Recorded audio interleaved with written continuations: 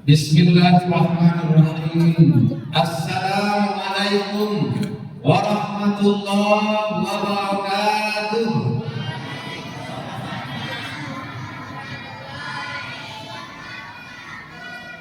Alhamdulillah wassalatu wassalamu ala Rasulillah. Rabbi shrah li sadri wa yassir li amri wahlul 'uqdatam min lisani yafqahu qawli. Tsumma yafqahu qawli fattah ja'ali amma ba'd.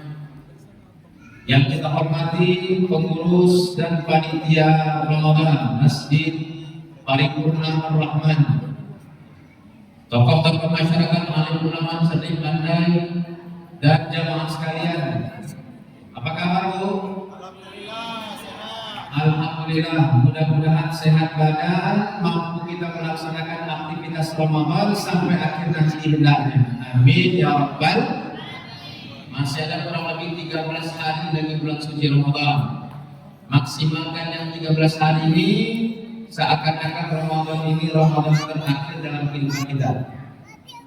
Bapak Ibu kepada Allah SWT, bersalawat kepada Nabi, Allahumma sholli ala Sayyidina Muhammad wa ala ali Sayyidina Muhammad.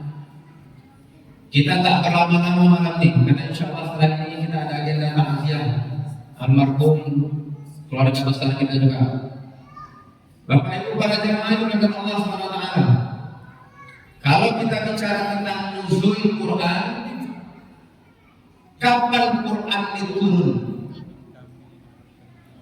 Ulama berpendapat Al-Quran pertama kali diturunkan Allah dari Lauhul Mahfuz ke Baitul Izzah penuh seutuhnya. Kemudian turun kepada baginda Nabi Muhammad SAW secara berangsur-angsur kurang lebih 23 tahun. Cuma pertanyaannya, tanggal berapa Quran itu turun, Ustaz? Tanggal berapa, Bu? Ada ulama yang berpendapat Al-Quran diturunkan pertama kali kepada baginda Nabi tanggal 17 Ramadan. Apa dalilnya?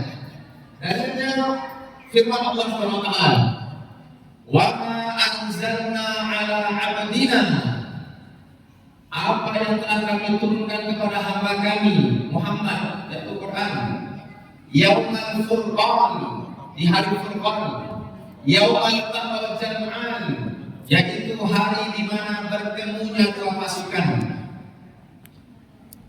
Quran diturunkan kepada Nabi Muhammad, harinya sama dengan hari bertemunya dua pasukan, yakni pasukan Muslim dan pasukan kafir Quraisy dalam perang Badar. Dicatat dalam sejarah perang Badar terjadi pada tanggal 17 Ramadan. Berdasarkan firman Allah ini, maka ada ulama yang berpendapat Al-Quran diturunkan pada malam 17 Ramadan. Tapi ada pendapat lain. Ada ulama yang berpendapat berdasarkan surat Al-Badr, inna anzalnahu fi lailatul qadar, sesungguhnya kami turunkan Quran itu pada malam Lailatul Qadar. Kapan Lailatul Qadar? Nabi Muhammad dalam salah satu hadisnya menyebutkan, "Asyarul Lailatul Qadri fil witri minal ashril awakhir min syahr Ramadan." Carilah Lailatul Qadar itu di malam-malam ganjil di 10 akhir bulan suci Ramadan. Malam 21, malam 23, malam 25, malam 27, malam 29. Maka ada pendapat ulama yang mengatakan Quran turun itu di malam-malam ganjil, malam Lailatul Qadar. Tapi banyak pendapat ulama yang lebih banyak menggunakan Quran turun pada tanggal 17 Ramadan, dan itu yang diambil oleh Muslim kebanyakan di Indonesia, tanggal 17 Ramadan. Masih Ramadan kapan tanggal 18? Beda-beda dikit apa sehari. Bapak Ibu dimakan Allah SWT. Sekarang pertanyaannya, setiap tahun kita memperingati bulan suci, di dalam bulan suci Ramadan, setiap tahun kita memperingati nuzulul Quran. Cuma pertanyaannya tanya pada diri kita masing-masing. Sampai hari ini berapa kali kita sudah khatam Quran? Umur sudah berapa, Bu? Kita hidup di dunia ini berapa panjang? Berapa lama Allah berikan kita jatah hidup di dunia ini? Salah satu hadis baginda Nabi Muhammad SAW, a'maru ummati ma baina sittin ila sab'in wa aqalluhum man yajuzu dzalik. Usia umatku antara 60 tahun sampai 70 tahunan, sedikit yang lewat dari itu, kata baginda Nabi. Nabi Muhammad wafat di usia 63 tahun. Kita umatnya Pak, kata Nabi Muhammad, rata-rata cuma 60 tahun, 70 tahun. Jadi kalau usia kita sudah dekat-dekat 40 ke atas, tas isinya punya angin, kemana-mana pergi. Kalau dulu masa muda parfum, lipstick, bedak. Kalau kini isinya angin, dekat-dekat dengan usia kita menjelang dijemput kembali oleh Allah SWT, maka banyak-banyaklah mengingat Allah SWT, banyak-banyak membaca Quran. Kita berharap di sidang akhirat, kita berharap didatangi oleh Quran membawa syafaat. Besok manusia kalau sudah berhadapan dengan sidang Allah di akhirat, kita semua kan pasti akan berhadapan dengan sidang Allah. Ketika kita berhadapan dengan sidang Allah kelak, amal yang kita punya Pak belum tentu mampu meraih nama Allah untuk masuk ke dalam surga. Nangis kita kelak dengan sidang Allah. Umur kita yang dijatah cuma 60 tahun, 70 tahun rata-rata itu belum tentu bisa kita pertanggungjawabkan di hadapan Allah kelak bisa masuk dalam surga Allah SWT. Belum tentu. Maka banyak manusia kelak di dalam sidang berharap bantuan. Saling bantuan dari Quran. Iqra'ul Quran fa innahu ya'ti yaumal qiyamah syafi'an li ashabi. Bacalah Quran karena Quran kelak pasti akan datang membawa syafaat untuk orang-orang yang senantiasa bersama Quran. Datang besok Quran, Pak. Waktu kita di sidang datang Quran. Ya Allah, hamba-Mu yang sedang Kau sidang ya Allah adalah sahabatku, kata Quran. Di dunia dulu dia sering membacaku, hafal aku, kemana-mana mendengarkan tilawahku. Permudahkan proses sidang amalnya Allah, masukkan ke dalam surga. Begitu kelak Quran datang memberi syafaat. Tapi kalau kita jauh dari Quran, baca Quran tak pernah mau, umur dijatah Allah 60 tahun, 70 tahun di dunia, khatam Quran sekali itu tak pernah. Sementara cita-citanya masuk dalam surga. Amal yang dibawa belum tentu mampu meraih nama Allah, tak pula mendapatkan syafaat dari Quran. Na'udzubil. Bapak Ibu dengan Allah SWT. Maka setidaknya ada level-levelnya. Setidaknya kita Muslim terhadap Quran ada beberapa yang harus kita kerjakan tingkatannya. Ada Muslim yang suka mendengarkan Quran. Wa idza quri'al Qur'an fastami'u lahu wa anfiqu la'allakum turhamun. Jika Quran sedang dibacakan, duduk diam dan dengarkan, niscaya engkau mendapat rahmat. Ada orang Islam Quran tak hafal, ngaji tak pernah mau, belajar Quran tak mau. Ada harus dia malam di masjid ini datang dia, Quran dipegang tapi dibaca tak pegang saja. Tapi telinganya suka mendengarkan Quran. Alhamdulillah, setidaknya level bawah Muslim yang suka mendengarkan bacaan Quran dapat rahmat. Hafal tidak, mengaji tak mau, tapi suka mendengarkan Quran. Handphonenya kalau dibuka penuh dengan murotal Quran. Carilah syekh-syekh yang bacanya bagus, atau video adinda kita tadi, Korea Internasional. Alhamdulillah, beliau yang baca Quran, kita yang mendengar menangis. Jangan terawih, kita yang baca Quran menangis. Aku huruf tak tahu apa pun dibaca. kita yang menangis membaca Quran. Bagusnya orang baca Quran, kita yang mendengar yang menangis. Ada syekh tadi rekaman Quran. Jangan isi handphone lagu dangdut semua. Tak ada modal Qurannya. Kalau tak hafal Quran, tak rajin baca Quran, setidaknya rajinlah mendengarkan bacaan Quran. Satu. Yang kedua, bacalah Quran. Setidaknya seumur hidup kita khatam Quran. Ada muslim yang suka membaca Quran. Kalau kita mau khatam tiap bulan, Pak, setidaknya sehari baca saja 10 lembar. Satu hari rutin ibu baca Quran 10 lembar, khatam di akhir bulan. Insya Allah 10 lembar itu terserah bulan lagi. Sudah salat subuh misalnya 2 lembar, sambung nanti Tuhan berapa lembar, zuhur berapa lembar, ada urusan berapa lembar. Targetkan satu hari 10 lembar, khatam di akhir bulan insya Allah. Begitu terus kalau mau rutin baca Quran. Al-Mahiru bil Quran ma'as-safaratil kiramil barrah, kata Nabi. Orang yang pandai baca Quran besok di akhirat dibangkitkan dalam barisan para malaikat.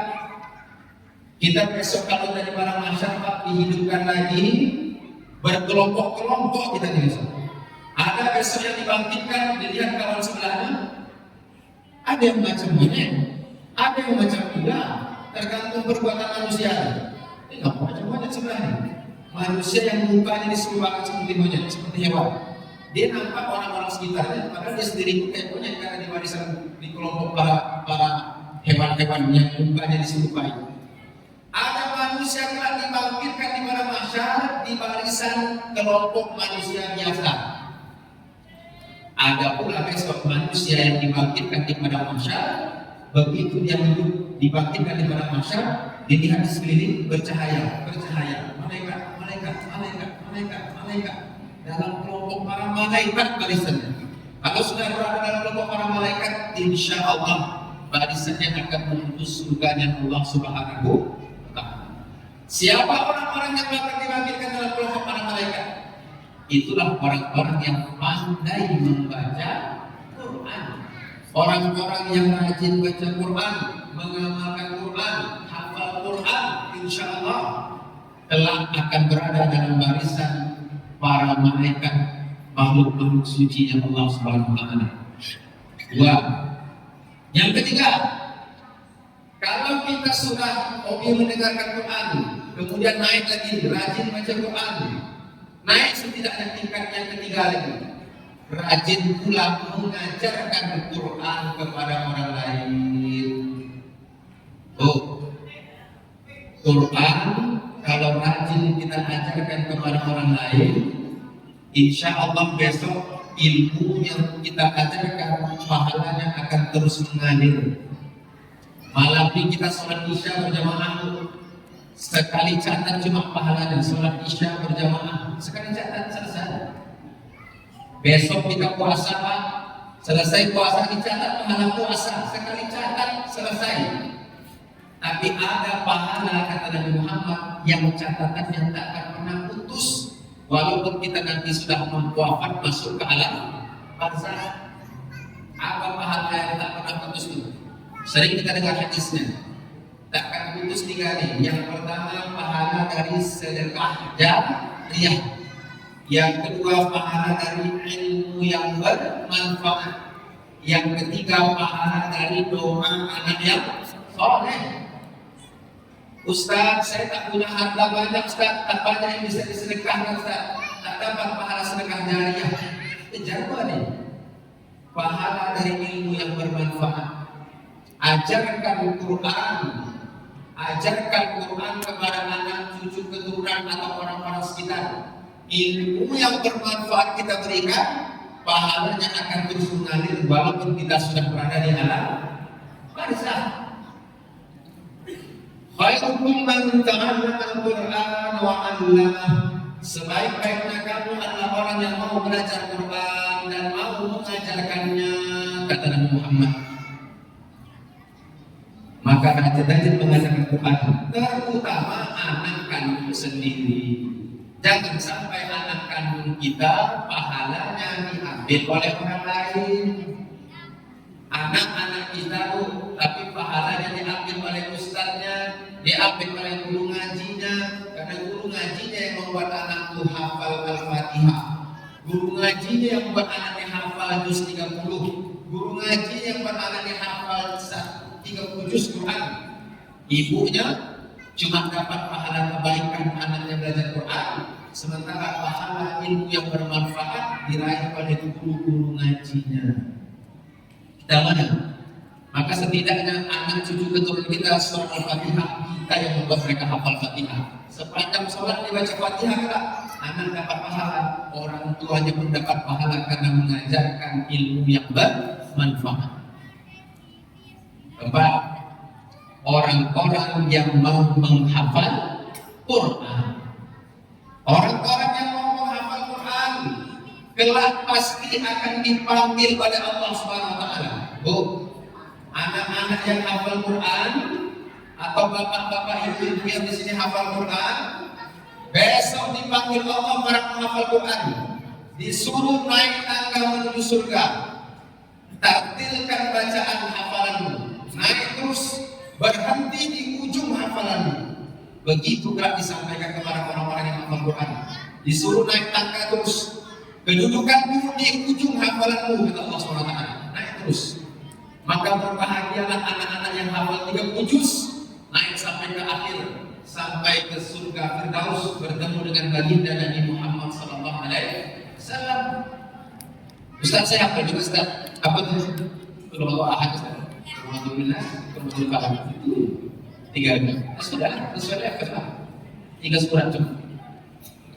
Ditambah lagi kelak di dalam barisan ketika kita disidang, ada orang tua yang dipanggil ke depan.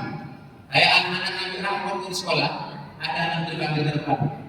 Bangga orang tuanya, anak ini dapat juara 1, dapat juara 2, orang tuanya senang.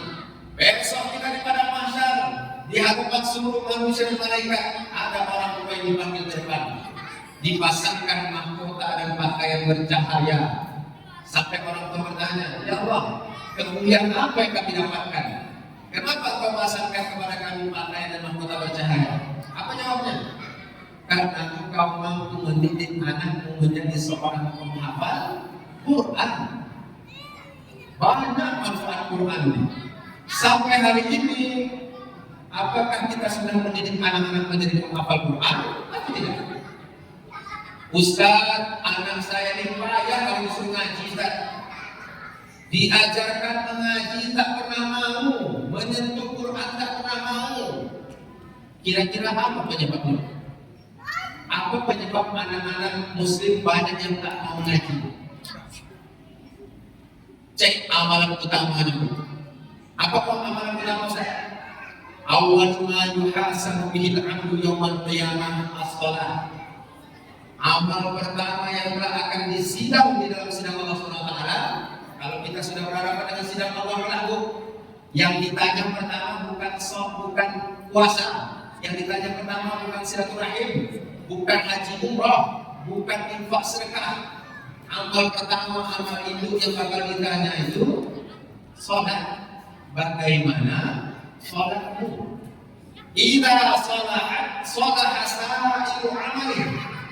Kalau amal sholatnya baik, kata Rasulullah, amal yang lain pun akan ikut menjadi baik. Wa idza fasada sa'iru amali. Kalau amal sholat, amal utama itu tak baik, maka amal yang lain pun ikut tak baik. Oh, jangankan anak kita sendiri tanya pada diri kita pribadi. Kalau kita rajin sholat tepat pada waktunya, sering berjamaah di masjid musalla, sholat wajibnya aman, sholat sunnahnya mantap, insya Allah dalam seminggu ada ngajinya, walaupun saya bayar. Insya Allah dalam seminggu ngajinya ada, walaupun saya bayar. Insya Allah lisannya terjaga dari musuh ghibah fitnah. Insya Allah sedekahnya mau. Karena kalau sholatnya baik, amal yang lain itu baik. Tapi coba tanya ke diri pribadi, kalau kita malas sholat, sering mengundur-undurkan waktu sholat, Sering meninggalkan sholat wajib, alhamdulillah. Jangankan sholat sunnah, sholat wajib pun kacau. Diragukan ngajinya rajin, diragukan sedekahnya rajin, diragukan lidahnya terjaga dari gosip, riba, fitnah, mencari-cari kesalahan orang lain, diragukan silaturahimnya baik, diragukan sedekahnya banyak. Karena amal utama tidak dikerjakan dengan baik. Jadi kalau kita tadi bertanya, Ustaz, kenapa anak saya yang malas baca Quran? Cek yang pertama itu amal utamanya, sholatnya baik atau tidak. Kalau sholatnya baik, insya Allah hatinya tergerak untuk membaca ayat dari Allah. Inna sholata tanha 'anil fahsya'i wal munkar. Sholat itu mencegah pribadi dari perbuatan yang tak baik. Orang yang rajin sholat, Pak, insya Allah hatinya sulit jauh dari perbuatan-perbuatan tak baik. Cek, Pak, kalau ada anak-anak yang rajin memberikan sedekah, Pak, orang minta tergerak hatinya untuk memberi sedekah, rajin dia baca Quran, insya Allah anakku sholatnya terjaga. Kalau sholat tak terjaga, amalnya naik kacau. Sholat wajib di tepat waktu, sholat sunnahnya pun mantap. Apalagi di bulan suci Ramadan. Jam berapa kita malam bangun sahur? Kita bangun sahur malam jam berapa? Jam 4. Jam 4, jam 3 kita bangun. Banyak muslim bangun jam 4, jam 3. Cuma bangun untuk makan sahur. Padahal waktu seperti akhir malam, Pak, waktu mustajab berdoa, waktu mohon ampunan kepada Allah. Kenapa tak sholat 2 rakaat sholat tahajud? Kita dibangunkan oleh Allah di bulan Ramadan jam 4, jam 3 malam. Kenapa bangun cuma untuk makan sahur? Kenapa tak sholat tahajud 2 rakaat? Kita ampunan kepada Allah SWT. Banyak-banyak mohon kepada Allah. Kalau kebetulan malam itu ibu sedang sholat tahajud, tepat pula malam itu nanti Lailatul Qadar. Dapat catatan yang untuk sholat tahajudnya 83 tahun. Umur kita saja belum sampai 83 tahun. Kebetulan malam itu ibu sedang baca Quran 1 ayat menjelang sahur. Kemudian kebetulan malam itu Lailatul Qadar. Dicatat pahala baca Quran 83 tahun, 1000 bulan banyaknya. Maka kejar kesempatan, rajin-rajin bangun malam. Sahur itu disunahkan menjelang akhir waktu. Kalau sudah bangun jam 4, ibu bangun jam 3, sahur yang terbaik itu tuh menjelang subuh. Kalau subuh itu jam 5, Pak, Ustaz, saya kalau makan habis waktu setengah jam, Ustaz. Subuh jam 5, berarti sahur terbaik itu setengah 5. Ustaz, saya kalau makan apa, Ustaz? Tulang ikanku saya hitung kan? 1, 2, 3, 4, banyak, Ustaz. Sejam waktu habis, Ustaz. Nah, kalau sejam berarti sahur yang baik itu jam 4. Ada hikmahnya.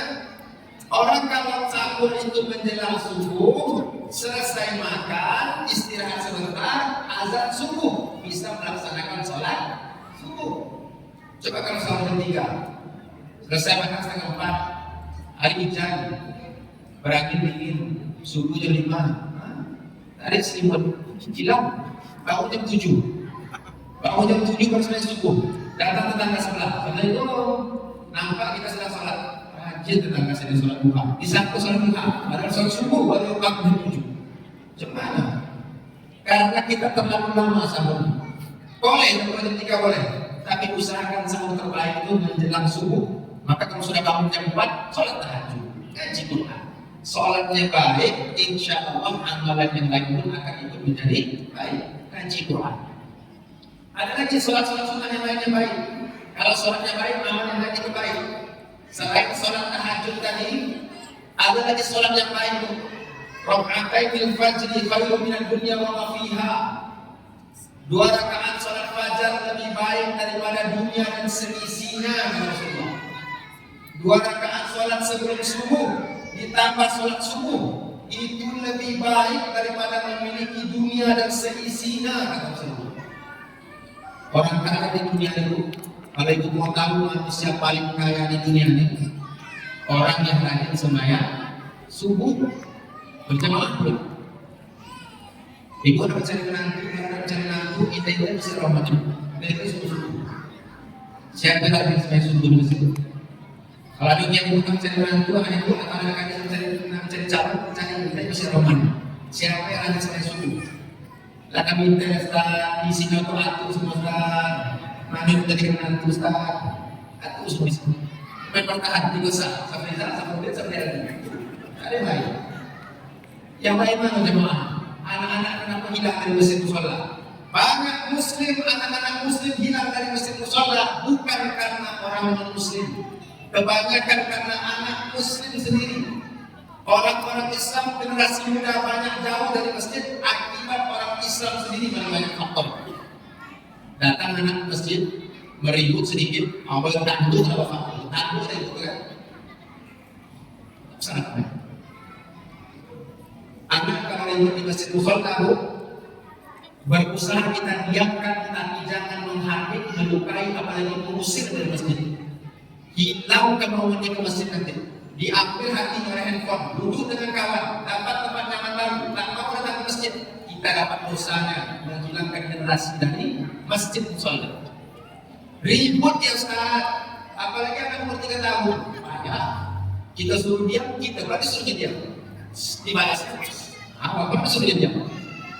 Tapi walau bagaimanapun kita yang mesti cari tahu cara bagaimana anak-anak ini tenang di masjid tapi dengan tidak menyakiti hatinya, apalagi mengusirnya dari masjid musola.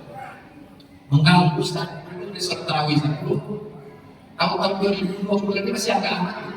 Dulu kita masih tahun 1900-an kayak orang dunia meriam. Wah, meriam jam dulu kan. Meriam dari kalian Boko tahun dulu. Kayak perang dunia kedua kita kan. Ini kejar anak-anak main meriam. Jangan sampai mereka terusir walaupun bukan anak kandung kita, walaupun bukan anak kandung kita Pak. Bisa kita membuat anak-anak ini betah di masjid musola sampai besar mereka rajin ke masjid musola, kita tetap dapat aliran pahala walaupun bukan anak kandung kita. Karena kita mendidik ilmu yang bermanfaat sehingga dia cinta dengan masjid musola. Tetap terus. Didik sholatnya baik, insya Allah nilai-nilai lebih baik. Apalagi amalan sunnah yang sholat sunnah yang jarang dilakukan oleh muslim agar baik amalan yang lainnya. Ada hadis tadi baginda Nabi sebutkan, siapa yang sholat subuh berjamaah kemudian tidak keluar dari masjid musola berzikir kepada Allah. Berzikir ini bisa mendengarkan ceramah, bisa baca Quran, bisa baca zikir. Lalu kemudian dia berdiri 2 rakaat sholat isya. Memang bisa dia kapan jam baru terbit matahari. Kalau terbit matahari syuruk jam 6.20, tambah sekitar 10 menit atau 15 menit, berarti jam 6.30 atau 6.35. Lalu dia berdiri 2 rakaat sholat isya. Syaratnya 3, sholat subuh berjamaah, kemudian berzikir, kemudian melaksanakan 2 rakaat sholat isya. Apa pahalanya? Pulangnya ke rumah kata Nabi bagaikan membawa pahala haji dan umrah sempurna 3 kali dari sebutkan. Dalam bulan Ramadan 30 hari Ramadan tak dapat kita sekali 2 kali sholat isya dapat pahala haji dan umrah pula. Ustaz saya nak berangkat haji lama antri 20 tahun. Kesampaian ada Ustaz. Nak umrah duit tak ada Ustaz. Kalau tak ada duit untuk berangkat umrah, tak ada duit untuk berangkat haji, setidaknya kejar pahala haji dan umrah. Di bulan Ramadan pula kesempatan emas. Menangis kalau kita kalau sudah lewat Ramadan dan cuma datang ke bulan Ramadan. Sholat isya itu tidak mesti di bulan Ramadan, di luar bulan Ramadan boleh. Tapi kalau di bulan Ramadan lebih hebat lagi. Apalagi ada lagi amalan sholat yang bagus yang jarang dilakukan oleh muslim. Hadis Nabi Muhammad SAW selanjutnya. Siapa yang mau Allah bangunkan baginya rumah di dalam surga, masuk di dalam surga sudah ada kampingan sendiri, besok ada rumah. Apa syaratnya? Kata Nabi Muhammad, ia kerjakan 12 rakaat sholat sunnah rawatib. Kalau mau ibu dapat rumah di dalam surga khusus untuk ibu besok, jangan lupakan 12 rakaat sholat rawatib, kata Nabi. Mana yang 12 rakaat Ustaz? 4 rakaat sebelum subuh, berdiri 2 rakaat setelah azan zuhur, berdiri 2 rakaat, assalamualaikum, berdiri lagi 2 rakaat, 4 rakaat. Kemudian 2 rakaat sesudah zuhur, dan 6. 2 rakaat sesudah maghrib, 8. 2 rakaat sesudah isya, 10. 2 rakaat sebelum subuh, 12. rutin 12 rakaat rawatib dikata Nabi Muhammad, Allah bangunkan baginya dari rumah dalam surga. Kalau wajibnya mantap, sholat sunnahnya mantap, insya Allah ngajinya mampu. Bawa generasi muslim sekarang didik sholatnya baik. Ibu kalau mau anak-anak ibu rajin ngaji, ajarkan sholat yang baik, didik ibadah sholatnya. Umur 7 tahun kata Nabi Muhammad sudah disuruh sholat anak-anak. Umur 7 tahun sudah disuruh sholat. Umur 10 tahun kalau tak mau sholat sudah boleh dihukum kalau tak mau sholat. Kalau tak mau sholat. Ini umur sudah kemarin tikung, tadi kok mau sholat. Diajak ke masjid sholat tak pernah mau. Besok malaikat dengan catatan amalnya, tadi mau masjid sholat. Anu catatan. Ke hotel banyak, hotel, ke bioskop, nonton banyak. Masjid ada. Tak ada catatan amalnya ke masjid. Dicari-cari, buka-buka lembaran tak jumpa. Akhirnya jumpa. Terakhir ada jumpa masjid waktu balik kampung. Masjid keterangan kencing. Bukan sholat. Pergi kencing ke singgah masjid. Waktu balik pergi pulang kampung. Ada singgah masjid, tapi cuma pergi buang air kecil, bukan pergi sembahyang. Nah, payah nanti di akhirat. Kita berharap kita bertemu dengan Rasulullah, dapat syafaat dari Tuhan, tapi kita tak melaksanakan ibadah dengan sebaik-baiknya. Sebelum ajal datang menjemput, sebelum kita masuk ke alam barzakh, sebelum menangis kita di alam barzakh kelak, menyesal. Ya Allah, hidupkan saya balik ke dunia, ya Allah, saya akan sholat. Hidupkan saya balik ke dunia, ya Allah, saya akan mengaji Quran.